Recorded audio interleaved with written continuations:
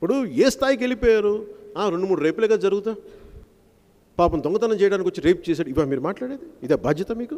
ఇది రెస్పాన్సిబుల్ లా మేకర్సా మీరు? పోలీసులకు ఒకటే చెప్పాను ఆ రోజున, ఉన్నతాధికారులకి, మీరు కన్విన్స్ చేస్తారు.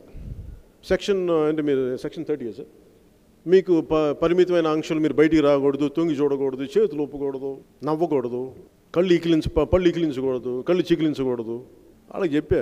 ఇంక విసిగిస్తామని నేను విన్నాను సార్, 2 చేతులు జోడించి చెప్పా, అయ్యా నేను ఒక పొలిటికల్ పార్టీ ప్రెసిడెంట్, రాజ్యాంగం మీద ఎంత గౌరవం, ప్రజల మీద ఎంత మమకారం, నా నేల మీద ఎంత ఇష్టం లేకపోతే నేను పార్టీ పెట్టను.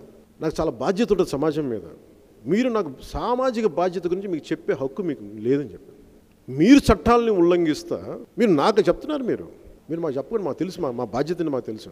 మీరు ఐపీఎస్లు చదువుకొని మీరు చట్టాలని మీరు ఉల్లంఘిస్తా మీరు మాకు చెప్తుంటే ఇంకేం చేశాను? మేము మీతో మాట్లాడేది ఏముందండి అన్న. Your an extension of government. మీరు ప్రభుత్వానికి ఒక అంగం మాత్రమే. Your an instrument in the hands of government, people who lead the government. అసలు మీతో నాకు గొడవ లేదండి. వాళ్ళు కొట్టమంటే కొడతారు, వాళ్ళని చంపేయమంటే చంపేస్తారు. నన్ను చంపే నాకు పెద్ద ఇష్యూ ఏం కాదన్న. మీరు అలాగా సార్ చెప్పాను. మీరు అంత చేస్తున్నారండి, అంత అవుట్ రైట్ వైలేషన్ మీరు చేస్తుంది, నాకేం ఇబ్బంది లేదు. కానీ you are not law makers.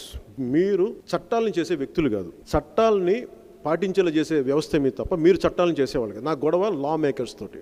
మీరు మా జనవాణి కార్యక్రమాన్ని తీసుకెళ్లరా, నన్ను అరెస్ట్ చేస్తారా? I said I'm ready. మీరు ఎన్ని సంవత్సరాలు జైల్లో పెట్టుకుంటారో పెట్టుకోండి, ఏ ఫాల్స్ కేసులు పెట్టుకుంటారో పెట్టుకోండి అని చెప్పి మీరు మా మనోహర్ సార్తో మాట్లాడుకోండి. ఇంక మీతో కూర్చొని వాదించి నాకు ప్రయోజనం లేదు. నాకు అది అలసట, నాకు మీతోటి. నాకు సింపుల్ యాక్షన్లో దిగడం నాకు ఇష్టం. నాకు లేదమ్మా నేను అరెస్ట్ చేస్తున్నావు అంటే సంతోషం బాబు, అలా నేను బయట మేము తెలుసుకుంటాం. మేము ఎందుకు వదులుతాం? లొంగుతామంటే బానిసత్వం చేయడానికి కాదు, పోరాటం చేయడానికి లొంగుతాం.